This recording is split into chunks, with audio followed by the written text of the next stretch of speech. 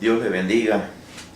Nuevamente continuamos la enseñanza de la cual habíamos seguido anteriormente. Estábamos hablando sobre el juicio del gran trono blanco que se encuentra en el libro de Apocalipsis capítulo 20, versículo 11. Y estábamos diciendo, ¿verdad?, que este juicio no es un juicio que es para la iglesia, puesto que la iglesia ya ha tenido un juicio anteriormente. Este juicio es para todos los incrédulos desde todos los tiempos, desde Adán hasta el final de los tiempos. Entendemos que Dios es justo. Habíamos hablado de que Dios no nos va a condenar por algo que nosotros no hayamos hecho. Pero vamos a continuar la enseñanza del libro de Apocalipsis.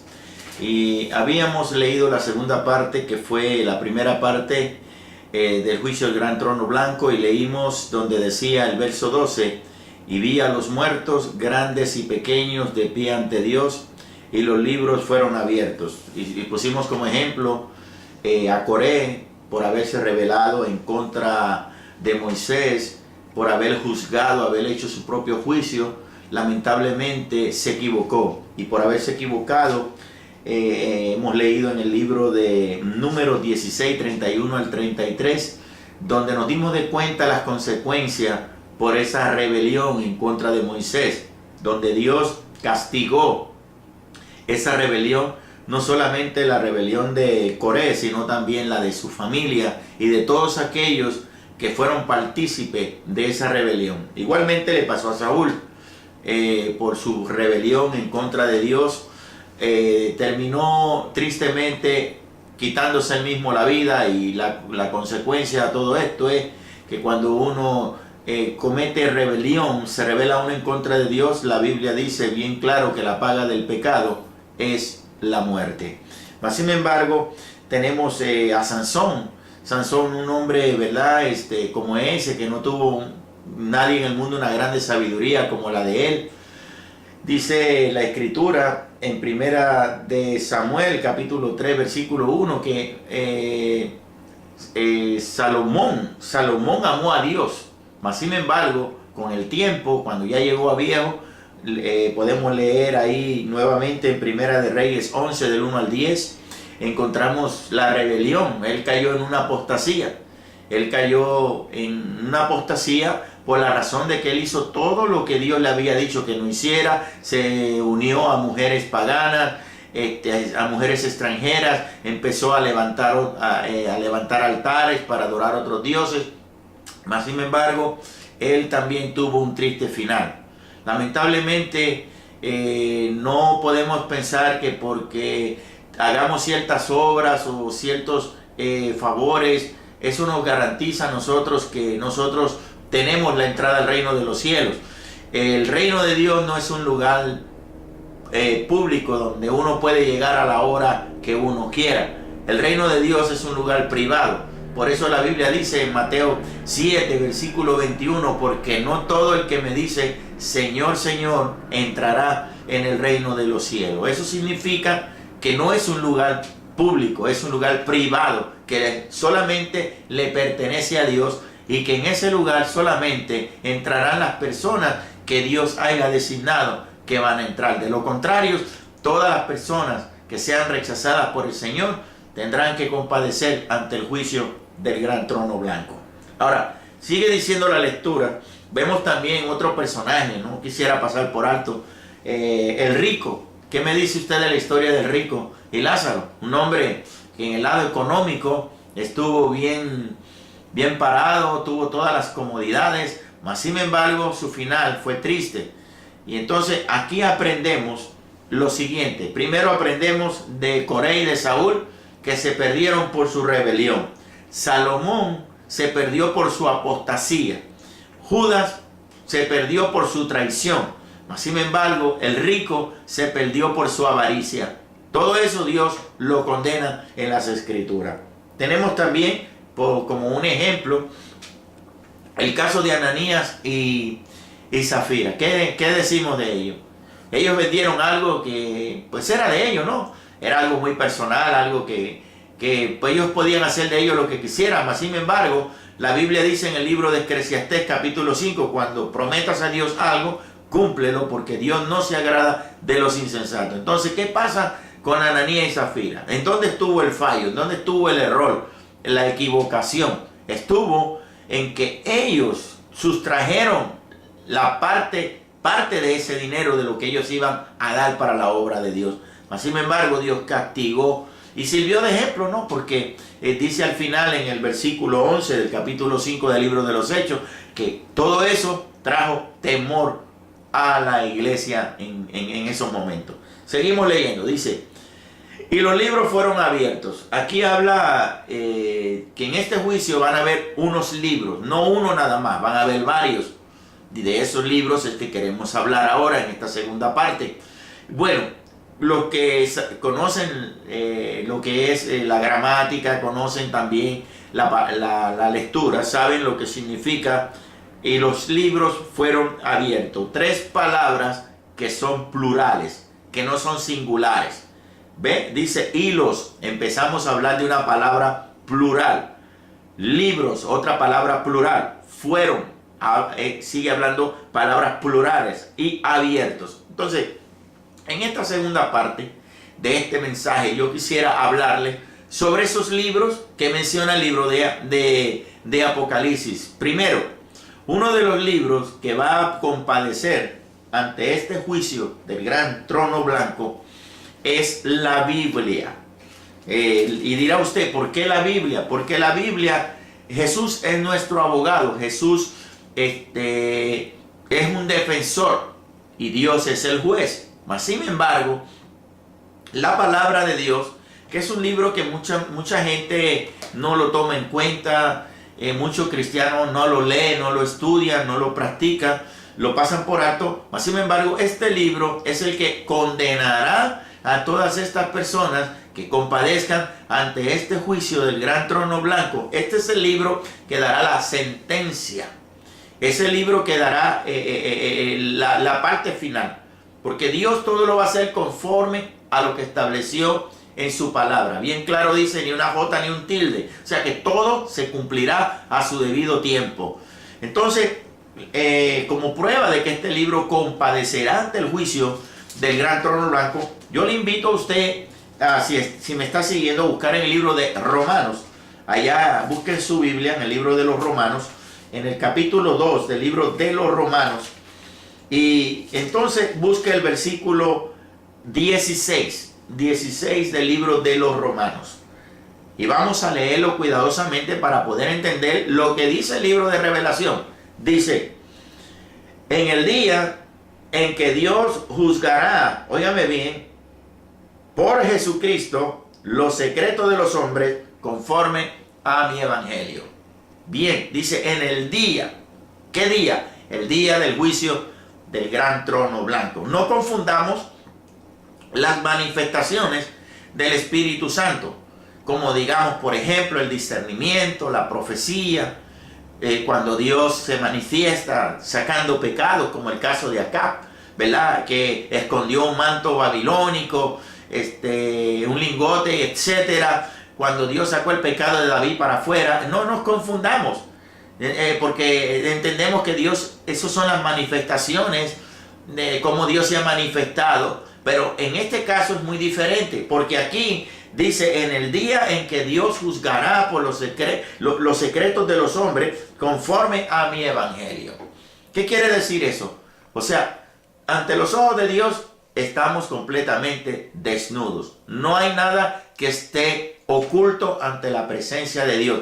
En el libro de los Salmos dice: si me fuere a lo profundo de la mar, allí estás tú. Si me encaramare sobre las estrellas, allí estás tú. O sea que Dios está en todas partes. Dios todo lo ve. Dios no necesita información, ni que le cuenten, ni que le estén avisando, porque Él todo lo sabe. Entonces habla de los secretos de los hombres. O sea, ¿qué tantas cosas no habremos hecho que no las sabe nadie? Pensamos que porque las hicimos en secreto, al oscuro, a lo oculto, nadie nos ha visto. Pero el ojo de Dios nos está mirando, nos está observando.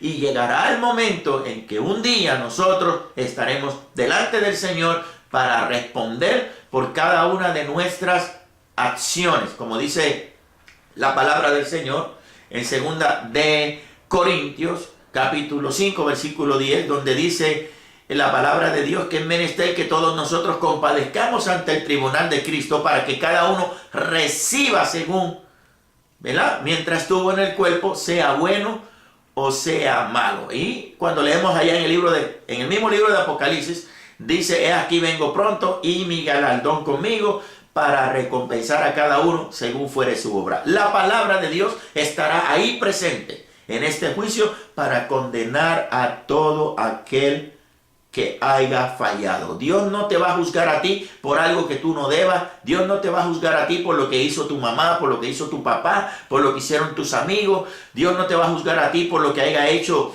otra persona. Dios te va a juzgar a ti por lo que tú hayas hecho. Conforme a lo que tú hayas sembrado, eso es lo que tú vas a cosechar. Nadie pagará por nadie. Bien claro dicen en Deuteronomio 24, versículo 16, la palabra del Señor dice esto: los padres no morirán por los hijos, ni los hijos por los padres. Cada uno, ¿qué va a pasar?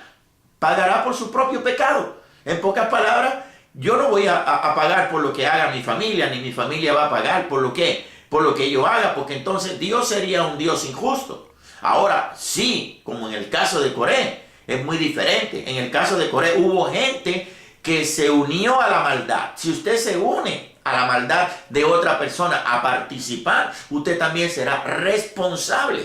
¿Por qué? Como ponemos el ejemplo, hay gente que protestan porque hay ciertas leyes que no les parecen y forman escándalos y se unen a personas que ni conocen las leyes, se dejan llevar por la corriente. ¿Y qué pasa? Cierran las calles, se paran en las calles, cierran las calles y empiezan a tener problemas. Llega la policía y dicen que no los quieren, pero no es que no los quieran. Como en ejemplo, escuché en la televisión la vez pasada que hubo una protesta donde unas personas protestaron por algo que no les pareció. Mas sin embargo, la ley decía que ellos podían protestar y reclamar todos sus derechos siempre y cuando que no causaran problemas, cerraran las calles. Ellos vinieron, ¿qué pasó? Cerraron las calles. Eso no lo permitía la ley, pero sí la ley le permitía que hicieran su protesta, pero en una manera ordenada y decentemente. Ellos no lo hicieron de esa manera. ¿Cómo terminaron? Detrás de las rejas. Toda persona que no viva una vida ordenada delante de Dios no va a pasar su vida detrás de una reja, sino en una larga condenación. El Evangelio, otra cita más para probar que la Biblia estará presente. Busque conmigo en el libro de San Juan, capítulo 12, versículos 47 y 48. Leamos lo que dice la palabra. Al que oye mis palabras, como usted la está oyendo en este momento, y no las guarda, yo no le juzgo, porque no he venido a juzgar al mundo, sino a salvar al mundo. El que me rechaza y no recibe mis palabras, tiene quien le juzgue. La palabra que he hablado, ella le juzgará en el día postrero. ¿Ya ve? La palabra que he hablado, ella le juzgará en el día postrero. ¿Quién nos va a juzgar a nosotros? A mí no me va a juzgar el juez de aquí, de la ciudad donde yo estoy. A mí me va a juzgar Dios. ¿Por qué? Porque yo a quien le voy a responder es a Dios. El Salmo 100 dice, reconoced que Jehová es Dios. Él nos hizo y no nosotros a nosotros mismos. En pocas palabras, eso nos da a entender que nuestra vida no es nuestra. No nos pertenece. Dios puede quitarnos la vida en el momento que Él quiera. Porque el mismo salmista en el Salmo 100, si usted lo lee, dice, reconoced que Jehová es Dios. Él nos hizo y no nosotros a nosotros mismos. En pocas palabras, nuestra vida le pertenece a Dios. Y como le pertenece a Dios, Él está en el derecho de reclamarnos lo que Él quiera y exigirnos lo que Él quiera, porque a Él le pertenece nuestra vida. Bien, ahora, ¿cómo va a funcionar esto? ¿Cómo va a funcionar la Biblia en este juicio? Bueno, va a funcionar de esta manera. Hablé desde un principio que hay otros libros. Veamos a ver. Dice, y los libros fueron abiertos. Bien, en esa parte, que es plural, estará la Biblia. Pero también estará el libro de las obras. ¿Qué es el libro de las obras? Dios todo lo tiene registrado. Como ahora mismo usted me está viendo a mí a través de esta cámara, y usted me está viendo y está escuchando lo que yo le estoy diciendo. Mas, sin embargo, la perfecta tecnología, óigame bien, la perfecta tecnología no la tiene el hombre, la tiene Dios. ¿Me entiende? Porque a Dios no se le falla, no se le pierde ningún detalle. Dios todo lo va grabando desde el día que tú y yo, ¿qué pasa? Nos convertimos y nacimos. Desde el día que tú naciste hasta el día que tú te mueras, Dios todo lo tiene que ahí anotado. O sea que ante Dios nadie se va a justificar. Te voy a poner un ejemplo. ¿Cómo va a funcionar esto en el juicio del gran trono blanco? Un ejemplo. Pongamos que tú o yo estoy enojado con una persona y no quiero perdonarlo. Me he llenado mi corazón de amargura, de malos sentimientos. Y resulta que yo voy a la iglesia y asisto a los servicios, tengo parte en la iglesia, pero en mi corazón hay algo que yo tengo en contra de una persona y no he querido perdonarlo. En el Padre Nuestro dice, Padre Nuestro, perdona nuestras faltas como nosotros perdonamos a aquellos que nos ofenden. Y la misma Biblia dice, si vosotros no perdonáis las ofensas de aquellos que nos ofenden, tampoco vuestro Padre Celestial os perdonará a nosotros vuestras faltas. Entonces, nosotros tenemos que aprender a perdonar. Y perdonar es olvidar, no recordar. Porque hay personas que dicen, bueno, yo perdoné a fulano, pero no se me olvida lo que me hizo hace 20 años. Entonces usted no ha perdonado. ¿Cómo va a funcionar esto? Un ejemplo, supongamos que usted iba a la iglesia, asistía a los servicios, tenía privilegios. Usted era una persona bien dinámica ante los ojos de ¿quién? Del hombre. Y bueno, y usted tenía muchos halagios y mucha preferencia en la iglesia, a lo mejor, pongámosle así. Pero delante de Dios, Dios sabía que en su corazón había algo que usted no había terminado de hacer. Quitarse aquella amargura, traía ese rencor, traía ese odio en contra de alguien. Resulta que usted se murió. A lo mejor, quién sabe si en el momento que usted se murió dando una ofrenda de una grande cantidad en la iglesia, haciendo grandes favores. Pero eso no le garantiza a usted ni a mí que nos vamos a ir al cielo.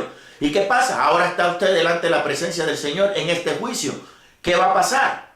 Entonces, cuando usted esté ahí, Dios lo va a llamar a cuenta y le va a sacar en el libro de las obras por qué usted está ahí. Y después que Dios le saque a la luz por qué usted está ahí, Dios le va a traer la palabra. Y le va a decir, mi palabra dice, y muchas veces tú la predicaste. En pocas palabras, diste el consejo y te quedaste sin él. Que debes de perdonar si quieres que yo te perdone y tú no perdonaste lo que te hizo fulano de tal. Y la paga del pecado es la muerte. Aquí tienes tu paga. Malditos al fuego eterno, preparados para el diablo y sus ángeles. Por lo tanto, de esta manera funcionará estos libros en el juicio del gran trono blanco.